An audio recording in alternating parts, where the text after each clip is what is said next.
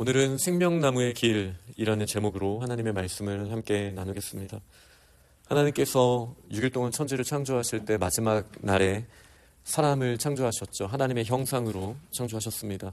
특별히 그 사람을 남자와 여자로 창조하시고 또 하나님의 형상이 되게 하셔서 하나님을 예배하고 또 이 땅 가운데 최선을 다하는 삶을 살 뿐만 아니라 그리고 다스리고 생육하여 번성하게 하시는 복을 더하시는 그 놀라운 창조의 역사가 있었습니다.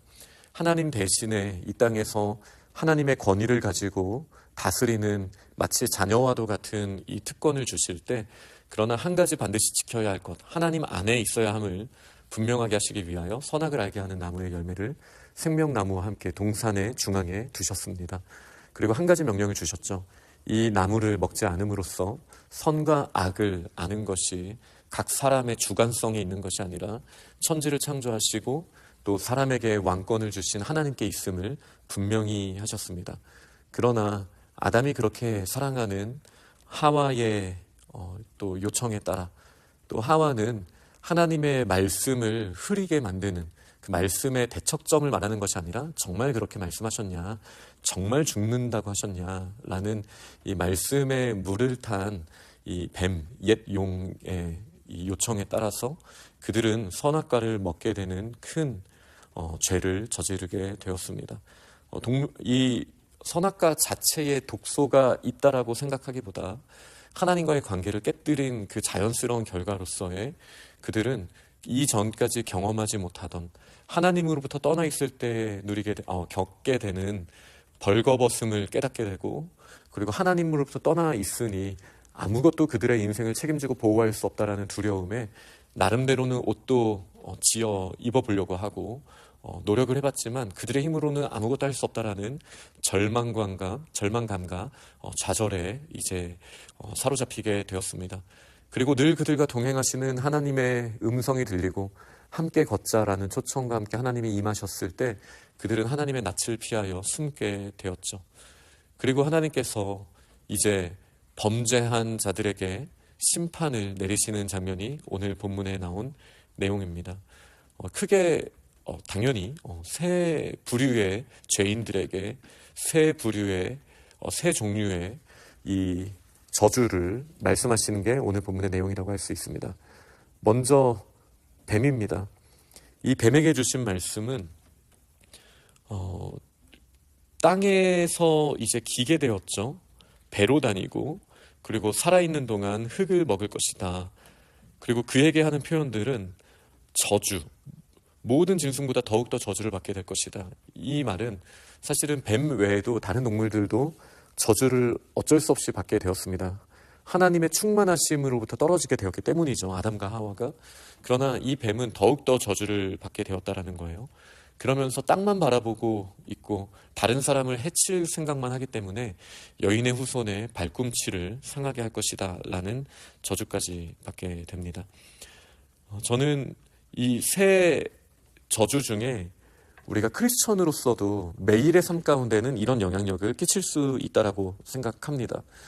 먼저 이 뱀은 어떤 종류입니까?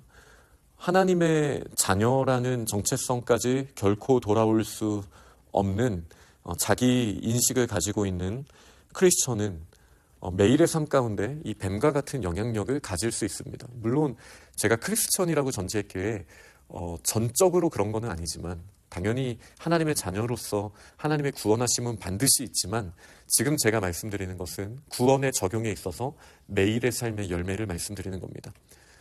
내가 죄인이라는 것을 압니다. 그런데 하나님의 자녀라는 사실을 우리가 마음속 깊이 고백하지 못하는 그 순간들이 있습니다. 예수 그리스도의 십자가의 사랑의 크기보다 나의 죄가 더 커 보이는 순간이 있습니다. 그럴 때 우리의 모습은 어떻습니까? 땅이 전부인 인생을 살게 됩니다. 배를 땅에다 대고 있습니다. 그리고 사실 이 배에 담겨있는 것 중에는 특히 고대인들에게는 감정의 요소가 매우 큽니다. 우리의 감정이 땅을 이렇게 기어다니면서 우리의 감정의 거의 유일한 요소가 이 세속적인 땅의 요소가 됩니다. 그것에 따라 우리의 감정을 요동치게 됩니다. 그리고 우리의 먹을 것도 이 땅의 음식만 바라보게 되는 거예요. 이 땅을 통해서 먹으려고 합니다. 그리고 그 앞을 가로막는 자들은 어떻게든 발꿈치를 상하게 하는 이 날카로움과 그런 포악함이 우리가 하나님의 자녀라는 사실을 깨닫지 못하는 순간 아무리 크리스천이라고 할지라도 매일의 삶의 열매 가운데에는 그런 모습이 나타날 수 있다는 사실을 우리는 기억하고 주의해야 합니다. 이 여자는 어떤 저주를 받게 되었습니까? 임신의 고통, 수고하여 해산하는 것, 그리고 남편을 원하고 남편이 다스리게 되는 것, 이런 모습을 갖게 하셨습니다. 그러나 본질적으로는 이 뱀에게 내린 저주와는 너무나 다릅니다.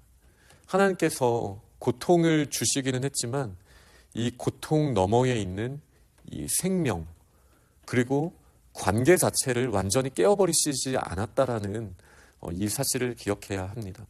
이것이 우리가 하나님의 자녀로서 하나님께서 우리를 다듬으시기 위해서 우리에게 순간적으로, 순간이란 말은 좀 그렇긴 하지만 영원에 비교해보면 임시적으로 잠깐 우리에게 허락하신 저주라고 할 수 있습니다.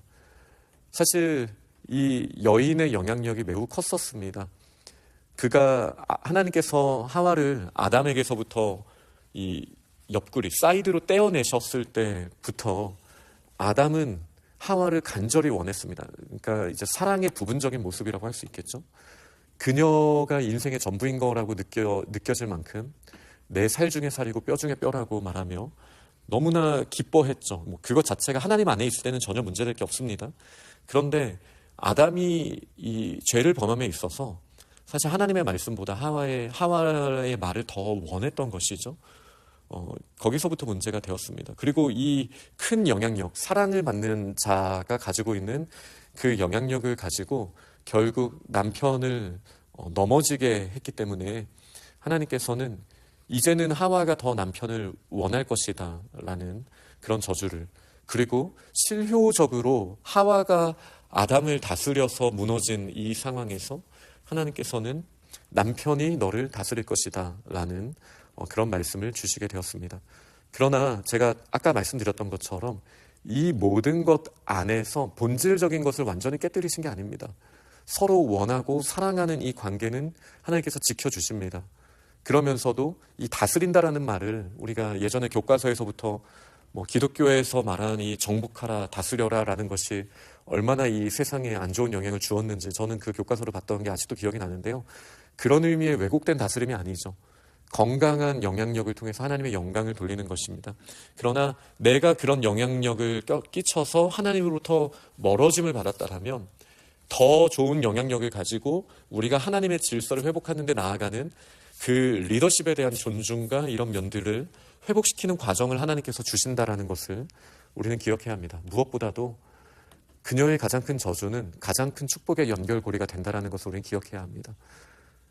출산, 생명으로 연결하는 것 자체가 복입니다. 반드시 죽으리라 하셨는데 어떻게 산자의 어머니가 될 수가 있겠습니까?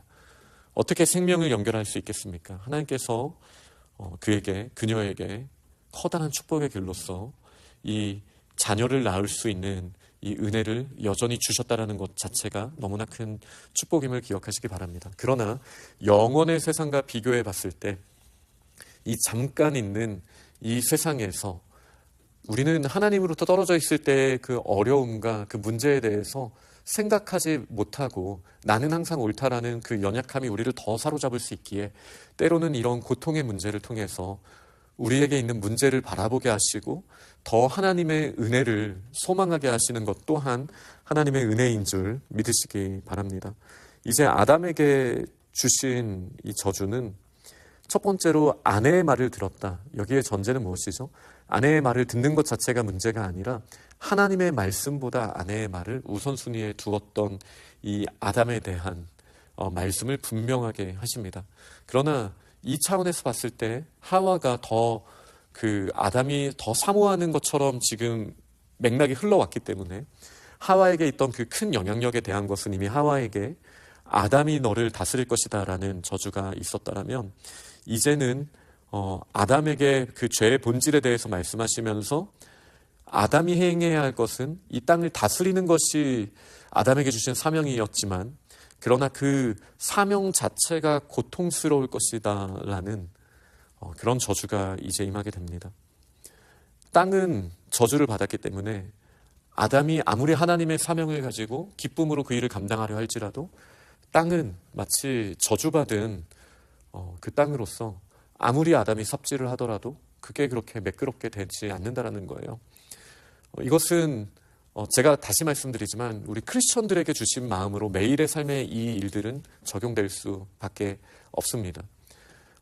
아담의 경우를 한번 생각해 보자면 새 우리에게 하나님께서 주신 사명과 또 기쁨으로 결단하게 하시는 일들이 있잖아요. 그런데 결코 순탄하지 않을 것입니다. 우리가 아무리 애쓰려고 할지라도 땅은 우리에게 반하는 그 반작용이 계속 일어나게 될 것입니다. 제가 군대 있을 때 훈련소에서 훈련병일 때 저는 지뢰폭파 특기로 훈련을 받았었습니다. 근데 이제 겨울에 갔으니까 지뢰를 땅에 묻어야 되는데 땅이 안 파지는 거예요. 땅이 얼어 있으니까요. 근데 막 삽으로 계속 파라는 거예요. 안 됩니다. 해야 되는데 안 되는 거예요. 하나님의 일도 이 땅에서 살 때 그런 경우가 참 많습니다. 우리가 선한 뜻을 결심하죠. 하나님, 제가 이렇게 하나님의 일을 위해 헌신하겠습니다. 열심히 해보겠습니다. 그러면 막 주변에서 다 좋아할 것 같죠. 그러면 모든 일이 합력하여서 당장 땅하고 부드러운 땅에 막 열매가 쑥쑥 맺히고 그렇지 않아요. 그런 일도 일어날 수 있지만 대부분의 경우는 수고하고 평생에 수고하고 또 저주받은 땅을 갈아야 되는 일들이 우리에게 일어나는 일입니다.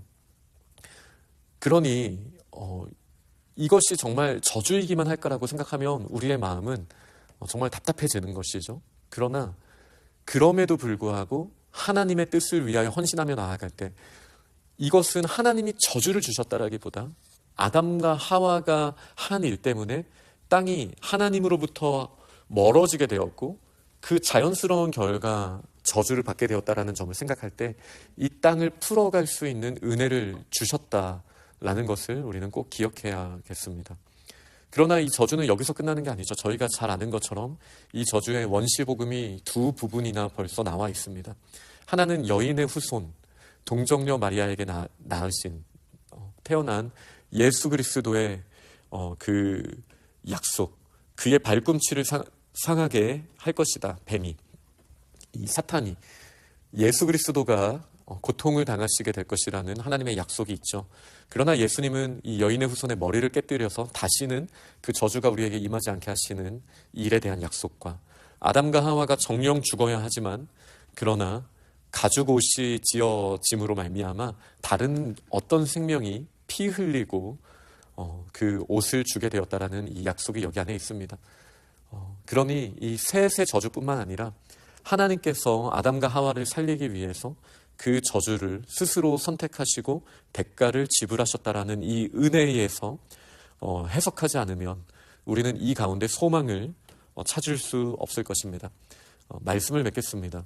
그러나 우리의 매일의 삶은 여전히 우리의 믿음의 선택에 따라서 구원의 적용이라는 차원에서요, 이 세 가지 모습 중에 하나일 것입니다.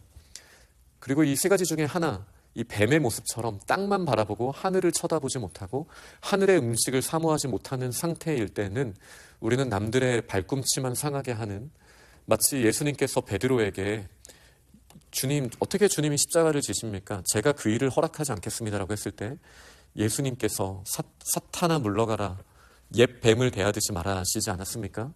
그러면서 또 하신 말씀이 무슨 말씀입니까? 걸려 넘어지게 하는 자라는 말씀을 쓰셨잖아요. 발꿈치를 상하게 하는 자라는 것이죠.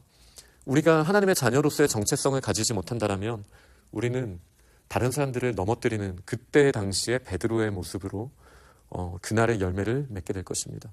그러나 우리가 잘못하고 연약함이 있지만 여전히 하나님의 자녀라는 정체성을 때로는 하와처럼 아담처럼 갖게 될 때 그것이 관계에 있어서 회복을 위하여 우리가 다스리는 자 입장에서 다른 사람의 영향력을 더 받으며 회복해야 되는 과정, 그러나 그 과정을 지나갈 때 반드시 출산의 은혜를, 새 생명을 연결하는 이 약속, 땅은 말을 듣지 않지만 포기하지 않을 때 반드시 열매를 걷게 될 것이라는 이 약속을 통해서 수고함이 여전히 고통스럽지만 그것이 축복이고 그리고 다른 사람을 살리는 생명의 열매들을 맺게 되는 그 은혜, 이 둘의 저주인 것처럼 보이는 이 축복을 통해서 하나님은 이미 예수 그리스도를 통해 허락하신 더 큰 은혜로 말미암아 생명의 길을 열어주셨고, 이 생명의 길을 걸어가는 자들은 아담과 하와처럼 걸어가야 함을 믿고, 오늘 우리의 선택이